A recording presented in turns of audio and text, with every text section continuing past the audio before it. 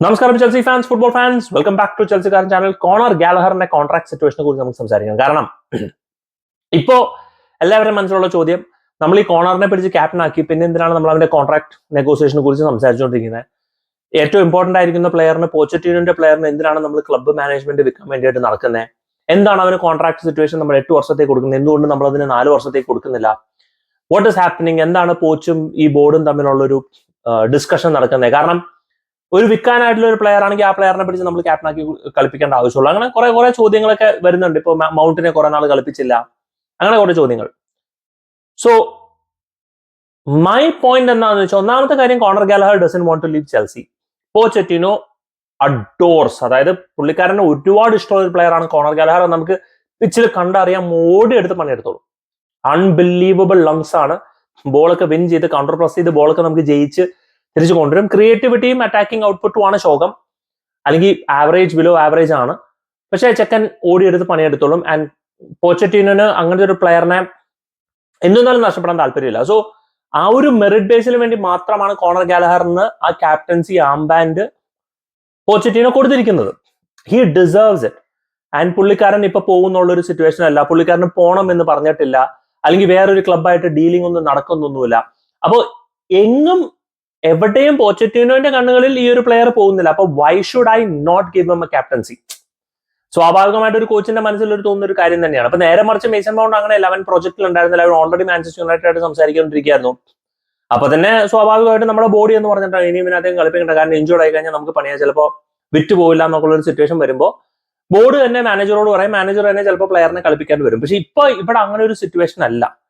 വിൽക്കാൻ പോകുന്നു എന്നുള്ള വാർത്തകൾ മാത്രമേ ഉള്ളൂ. അതായത് യെസ്, നമ്മൾ ഓഫേഴ്സിന് വേണ്ടി കേൾക്കുന്നു, അല്ലാണ്ട് കോണർ പോണമെന്നോ ഒന്നും പറഞ്ഞിട്ടില്ല. ഓർമ്മയുണ്ടോ മറ്റേ സമ്മർ ട്രാൻസ്ഫറിൽ അവസാനത്തെ ദിവസം വരെ കോണർ ഗാലഹർ പോവും എന്നും പറഞ്ഞുകൊണ്ടിരുന്ന ഒരു സിറ്റുവേഷൻ ആയിരുന്നു.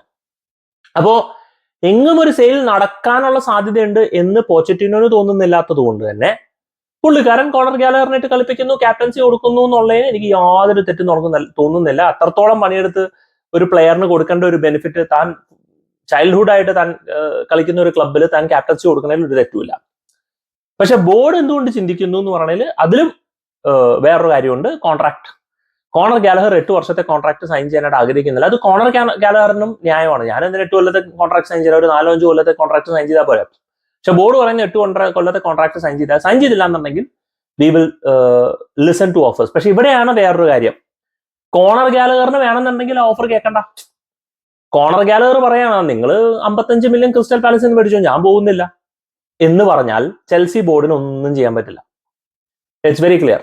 കോണർ ഗാലഹർ തീരുമാനിക്കുകയാണ്, ഞാൻ ഈ കോൺട്രാക്ട് റൺ ഡൗൺ ചെയ്യും എന്ന് തീരുമാനിച്ചാൽ he can run it down. പുള്ളിക്കാരന് ഒരു നിർബന്ധമില്ല വേറൊരു ക്ലബിലേക്ക് പോകണം എന്നുള്ളത്. ഇപ്പൊ ചാലബയുടെ കേസ് അങ്ങനെയല്ല. ചാലബ ഓൾറെഡി മൈൻഡ് സെറ്റ് തീരുമാനിച്ചു, ഞാൻ വേറെ ക്ലബ്ബിൽ പോകും, കാരണം ഗെയിം ടൈം കിട്ടുന്നില്ല എന്ന്. കോണർ പറയാണ്, എനിക്കിവിടെ ഗെയിം ടൈം ഉണ്ട്, ഞാൻ ഇവിടുത്തെ ക്യാപ്റ്റനാണ്, എനിക്ക് പോകാനൊരു താല്പര്യമില്ല, നിങ്ങൾ ഏത് ക്ലബ്ബിൽ നിന്ന് എന്ത് സ്വീകരിച്ചാൽ പോലും ഞാൻ പോകണ്ട എന്ന് പറഞ്ഞു കഴിഞ്ഞാൽ നമ്മുടെ ബോർഡിനൊന്നും ചെയ്യാൻ പറ്റില്ല.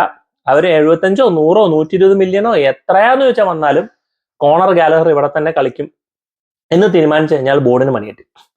പക്ഷെ ബോർഡിന്റെ ഒരു നയമാണ് എല്ലാവർക്കും കൺഫ്യൂഷൻ ആകുന്നത്. കാരണം ഇത്രയും നല്ലൊരു പ്ലെയറിന് നമ്മൾ 4-5 വർഷത്തെ കോൺട്രാക്ട് കൊടുക്കുന്നതിന് പകരം 8 വർഷത്തെ കോൺട്രാക്ട് തന്നെ കൊടുക്കുള്ളൂ എന്നീ ചിന്തിക്കുന്ന ഒരു മണ്ടത്തരം അതിന്റെ പുറകിൽ എങ്ങനെ നോക്കിയാലും ന്യായീകരിക്കാൻ പറ്റുന്നില്ല എന്നുള്ളതാണ്. അതായത് ബോർഡ് ചിന്തിക്കുന്നത് എന്താണ്?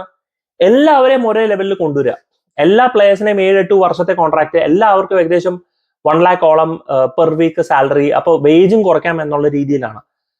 ഐഡിയ നല്ലതാണ്, പക്ഷെ പ്രാക്ടിക്കൽ അല്ല. ഒരു യൂട്ടോപ്യൻ ലോകത്തൊന്നും നമുക്ക് ഒരിക്കലും ജീവിക്കാൻ പറ്റില്ല എന്നുള്ളത് തന്നെയാണ്. എല്ലാവരും അതേപോലെ ചിന്തിക്കണമെന്നില്ല. അത് കോണർ അതുപോലെ ചിന്തിക്കുന്നില്ല. എനിക്ക് 4-5 കൊല്ലത്തെ കോൺട്രാക്ട്, 4 കൊല്ലത്തെ option to extend by 1 more year. അത് തന്നു കഴിഞ്ഞ് കഴിഞ്ഞാൽ ഞാൻ ഉദ്ദേശിക്കുന്ന സാലറി കിട്ടിക്കഴിഞ്ഞാൽ ഞാൻ നിൽക്കും. ഉദ്ദേശിക്കുന്ന സാലറി എന്ന് പറഞ്ഞാൽ പുള്ളിക്കാരൻ വല്ലാണ്ട് സാലറി ഒന്നും ചോദിക്കുന്നത് എനിക്ക് തോന്നുന്നില്ല. കോൺട്രാക്ട് ലെങ്ത് മാത്രമാണ്. So he is okay with the pay. പക്ഷെ ആ ലെങ്ത് കുറയ്ക്കാൻ നമ്മുടെ മണ്ടന്മാരായ ബോർഡ് തയ്യാറല്ല എന്നുള്ള പേര് വരികയാണെന്നുണ്ടെങ്കിൽ കോണർ ഗാലഹർ ആണ്, ഞാൻ കോൺട്രാക്ട് സൈൻ ചെയ്യില്ല, ഞാൻ ഈ കോൺട്രാക്ട് റൺ ഡൗൺ ചെയ്യുകയും ചെയ്യും.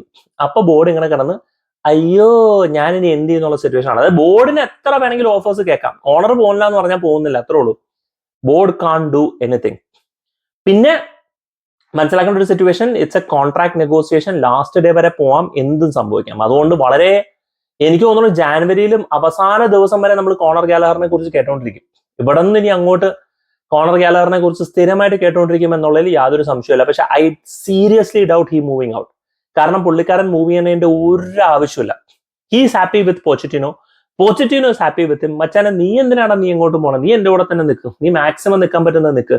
1.5 കൊല്ലം നീ എന്റെ കൂടെ തന്നെ നിൽക്ക്, കളിക്കുന്നു പറഞ്ഞു കഴിഞ്ഞാൽ he will stay. Why not? അപ്പൊ പിന്നെ അത്രയൊക്കെ ആകുമ്പോഴത്തേക്കും പതുക്കെ ചെൽസിയുടെ സ്റ്റാൻസ് ഒക്കെ മാറും എന്നുള്ളത് കണ്ടറിയാം. ബട്ട് ചെൽസിയുടെ ഇപ്പോഴത്തെ ഒരു 8 വർഷത്തെ കോൺട്രാക്ട് ഒരു സ്റ്റാൻഡ് വെറും ശുദ്ധ മണ്ടത്തരമാണെന്നാണ് എനിക്കും തോന്നുന്നത്, ബാക്കി മിക്കവർക്കും തോന്നുന്നത്. ആൻഡ് ഇത് ഈ ഒരു ഡിസ്കഷൻ ഇനി അങ്ങോട്ടും ഇങ്ങോട്ടും നടന്നുകൊണ്ടിരിക്കും. പക്ഷെ ഐ ഡോണ്ട് തിങ്ക് ഇതൊരു ഈസി സെയിലാണ്. അതായത് കോപം പ്രൊഡക്റ്റ് ആണ്, നമുക്ക് FFPയിലൊക്കെ ഗുണം ഉണ്ടാകും, അതുകൊണ്ട് നമുക്ക് 50 മില്യൺ 70 മില്യൺ ഒക്കെ കിട്ടിയാൽ നമ്മൾ ഹാപ്പി ആണെന്നൊക്കെ നമ്മൾ ചിന്തിച്ചുകൊണ്ടിരിക്കും. കോണർ ഗാലറി പോകുന്നില്ല എന്ന് പറഞ്ഞു കഴിഞ്ഞാൽ പോകുന്നില്ല, അവിടെ തന്നെ ഇരിക്കുള്ളൂ. സോ ലെറ്റ്സ് സീ ഇതെന്താവും, ഡെവലപ്മെന്റ് എന്താവും എന്നുള്ളത് നമുക്ക് കണ്ടറിയാം. Do let me know guys your thoughts in the comment section. Thank you so much for watching. Signing off, SK from Chelsea Karan.